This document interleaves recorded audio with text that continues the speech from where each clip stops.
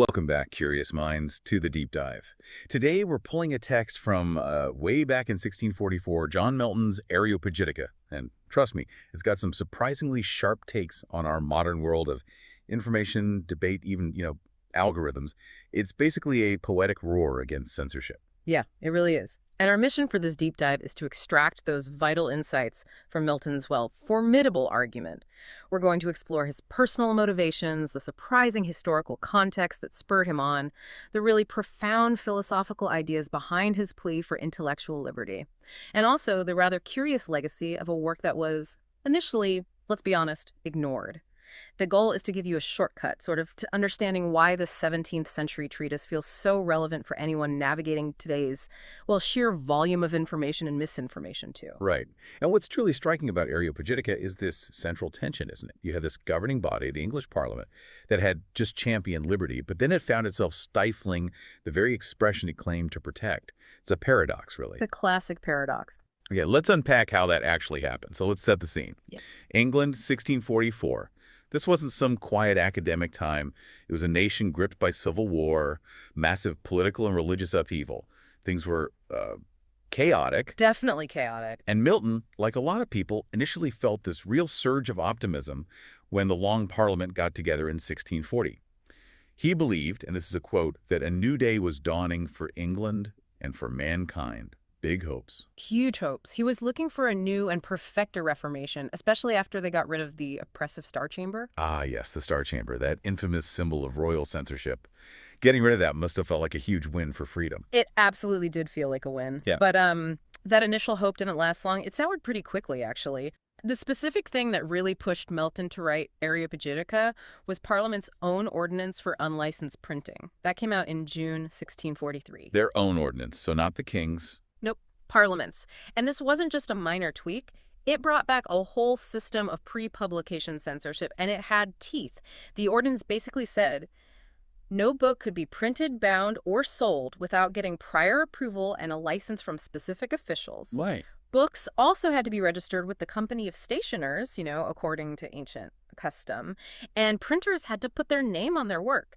And to enforce it all, officials from the Stationers' Company and Parliament could make diligent search in all places for all unlicensed printing presses. It was total control from the top down. But hold on, here's the kicker, and what I find truly ironic. Parliament had just abolished the Star Chamber, which was notorious for censorship, and then they turned around and basically recreated a system that looks strikingly similar. How did they even justify that?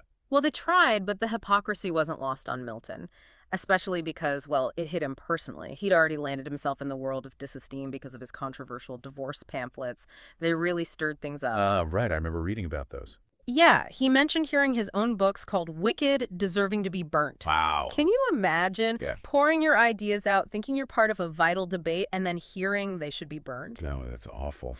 So that direct experience, that feeling of being condemned and threatened, it really fueled his passionate defense of unlicensed printing. He hated any petty regulation and control over what he called a free and knowing spirit. It felt like an insult, not just to him, but to the whole idea of seeking truth. So Milton wasn't just fighting a specific law then. He was really building this foundational case for the value of books themselves. For him, a book was way more than just paper and ink, wasn't it? Oh, absolutely. He talks about it with such incredible imagery. He practically elevates books to something sacred. He famously writes that who destroys a good book kills reason itself, kills the image of God, as it were, in the eye. Kills reason itself. Yeah, and then he says, many a man lives a burden to the earth, but a good book is the precious lifeblood of a master spirit, embalmed and treasured up on purpose to a life beyond life. The precious lifeblood, preserved for a life beyond life. That's beautiful. Isn't it? And he goes even further. Destroying a book isn't just like killing a person, it's a kind of massacre. A massacre. Yes, a massacre of the ethereal and fifth essence, the breath of reason itself. It slays an immortality rather than a life. He's talking about the quintessence, the purest part of something. So destroying a book, it's like murdering the soul of human thought, attacking the idea's immortal life. That puts it on a whole different level. It makes book burning seem almost like a cosmic crime. Now, this next point is really interesting and maybe even counterintuitive today. Milton argued we should read all books. even the ones considered bad or controversial. Why on earth would he suggest that? It does seem surprising at first glance, doesn't it?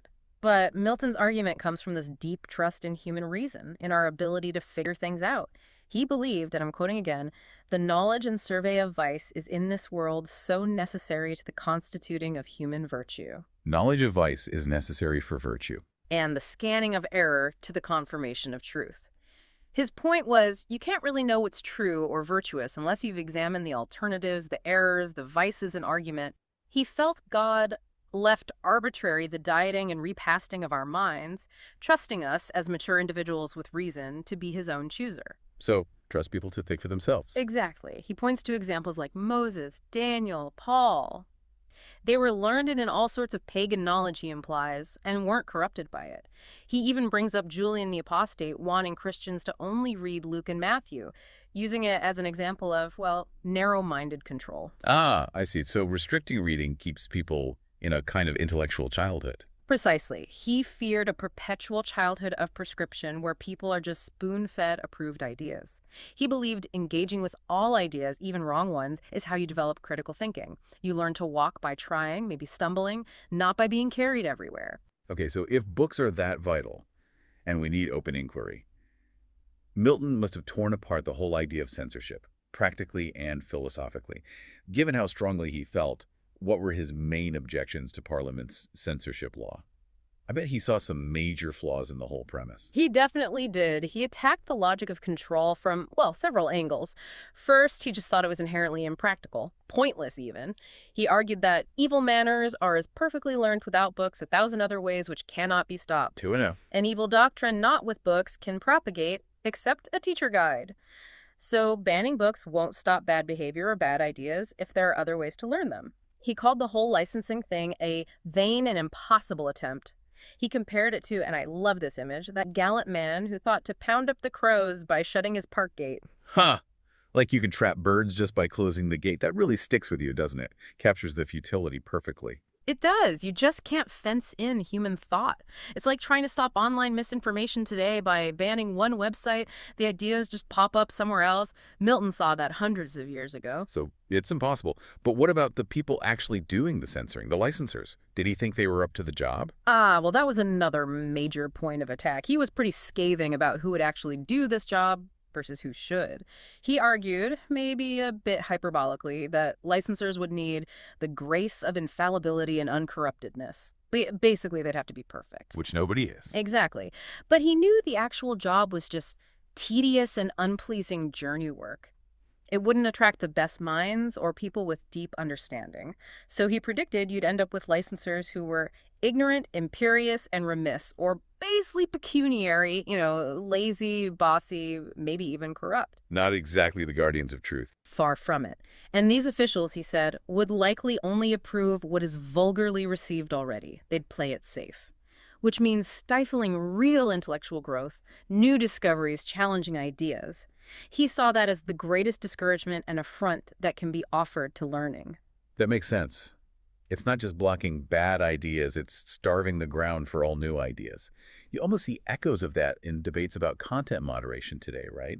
A few people trying to judge vast amounts of information. Absolutely. The scale is different, but the fundamental challenge of who decides and based on what is very similar. And what about the authors themselves? Having to get that imprimatur, that stamp of approval. How did he frame that? That must have felt like a huge insult. A profound indignity, yes. For what he called a free and knowing spirit like an author, to be treated as a boy at school, needing permission for their serious and elaborate writings. He saw it as a dishonor and derogation to the author, to the book, to the privilege and dignity of learning. A dishonor to learning itself. Imagine pouring your soul, your intellect into a work, only for some, maybe unleisured licensor, perhaps much as younger, perhaps far his inferior in judgment, to decide if anyone gets to read it. It's just fundamentally degrading. So, ultimately then, where did Milton place his faith? If censorship was impractical, run by flawed people and insulting to authors, what was the alternative? Open discourse. He had this unwavering faith in the power of truth emerging from free debate. Which brings us to probably his most famous line, the one everyone quotes from Areopagitica. Let her and falsehood grapple, whoever knew truth put to the worse in a free and open encounter. Ah, yes, the free and open encounter. Such a powerful image. Isn't it? He firmly believed truth doesn't need tricks or censorship to win, needs no policies, no stratagems, nor licensings to make her victorious, he wrote. Those are the shifts and the defenses that error uses against her power. His plea to Parliament was basically, get out of the way, give truth room to breathe, don't bind her when she sleeps, because if you try to control her, she wakes up twisted and unrecognizable. And that powerful assertion really shows off the stately majesty of his writing style you mentioned. He wasn't just arguing, he was crafting something epic. Yeah. Which brings me to another interesting bit, the title itself, Areopagitica. It sounds very grand, very classical. Where did that come from? You're right, the style is incredible. It's often described as bursting forth torrent-like or flashing out in a fiery shower, a truly titanic style, very different from his model. Laudal. Yes, the Greek word Isocrates. Milton deliberately named his work after Isocrates' Areopagitic discourse.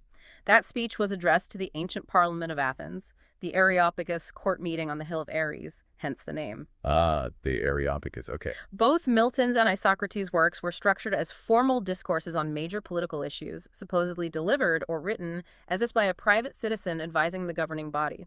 Milton even notes his is written from his private house. So he's consciously echoing this classical tradition. Exactly. He's placing his argument in that venerable lineage. But, and this is crucial, there's a critical distinction, right? They weren't making the same argument at all. Their aims were almost opposite. How so? Well, Isocrates, in his Areopagitic discourse, was actually arguing for restoring the old powers of the Areopagus court. He wanted more oversight, more control over public morality and order, essentially a form of censorship. So Isocrates wanted more control, but Milton was arguing for the exact opposite. He wanted Parliament to remove its newly imposed censorship powers. It was a really clever, almost subversive use of the classical model. Wow, so he used the name, but flipped the message. Why choose such an obscure, maybe even unpopular title for his audience? Well, that itself says something about Milton. It shows his indifference to merely popular approval. He wasn't trying to write a bestseller, he was aiming for a fit audience, though few. He trusted that the right people, perhaps even future generations, would understand the depth of his argument. He was speaking to posterity. Okay, so he delivers this incredibly powerful, classically inspired, yet radically argued treatise. What happened next? Did Parliament see the light? Did they repeal the ordinance, blown away by his genius? Yeah, you'd hope so, wouldn't you? But the harsh truth is, no. From the Presbyterians who held power in 1644, there was nothing to be hoped. Parliament did not relax the ordinance. Nothing changed immediately. Nothing, after all that. Nothing. In fact, pre-publication licensing wasn't abolished in England until 1694. That's a full 50 years after Areopagitica was published. 50 years. And ironically, just 20 years after Milton himself had died. So in terms of immediate political impact, it was frankly a failure. Wow. So it flopped initially with the people in charge? Yet here we are, centuries later, calling it foundational. How did it gain such influence over the long haul? Well, its influence wasn't really about quantity, but by the quality of its readers. It didn't sway the MPs of 1644, but it sank deep into the hearts of the better spirits of the time. It became this sort of underground classic, a central spring, that later fighters for press freedom kept drawing from. They found in it the golden light, the core arguments they needed. So it inspired others later on. Directly. We actually see pamphlets published in 1679 and 1693 that are described as mutilated copies or abridgments of Areopagitica. People were literally recycling Milton's arguments because they were so powerful and timeless. It slowly, gradually shaped how people thought about intellectual liberty, becoming this essential blueprint for what free expression should mean. Which sounds like a debate that just never really ends. A constant push and pull over information boundaries. How does Milton's argument from the 1640s connect to our world now, with the internet, social media, content moderation? Oh, the connections are incredibly striking, aren't they? His points about the sheer impossibility of truly controlling ideas, the fallibility of anyone given that power, the danger of stifling new thought, they resonate so deeply today. Think about debates over platform responsibility or cancel culture or regulating AI-generated content. The tools are vastly different algorithms instead of licensors, maybe. But the core questions are the same ones Milton was grappling with. That's true. And this wasn't just a 17th century issue that suddenly became relevant again now. Even in the 18th and 19th centuries, big thinkers like David Hume or Isaac Disraeli, who wrote Curiosities of Literature, were still debating whether unlimited freedom of the press was always a good thing. Some were still wishing for some kind of imprimatur back then. It shows these tensions are just fundamental to how societies handle challenging ideas. That really puts it in perspective. Okay, and for a final twist, a really provocative historical footnote. There's something about Milton's own actions much later in his life, isn't there? Yes. It's a detail that complicates the picture, and it's been, as Professor Messon discussed, thoroughly examined. Milton himself, years after writing this powerful defense of unlicensed printing, actually served as a licenser of the press under Cromwell's government. He what? He became a censor himself. He did act in that capacity, yes. It certainly gives you pause, doesn't it? It absolutely does. It highlights the complex realities of power, politics, maybe how ideals sometimes collide with the perceived practicalities of governing, especially during wartime or upheaval. It adds a fascinating, maybe uncomfortable layer to his legacy. Wow, okay. So Areopagitica, even with that complicated footnote about its author, still feels like this profound benchmark, a reminder of the constant vigilance needed to protect intellectual freedom, especially when, as you said, the supposed guardians of liberty can sometimes falter. Exactly. And it leaves us, and you listening, with a really provocative thought to chew on. Given Milton's incredibly powerful case for absolute liberty of expression and then his own later actions, what does it truly mean to champion that liberty? Are there ever compromises that are justified when faced with what seem like real societal dangers? Where is that line? This isn't just some dusty historical debate. It's a live question we all grapple with every single day as we navigate this overwhelming sea of information. A really profound question indeed, something to keep pondering as you continue your own quest for knowledge, hopefully, freely and critically. Thank you for joining us on this deep dive into Milton's Areopagitica. We hope you keep exploring the world of ideas with an open and discerning mind.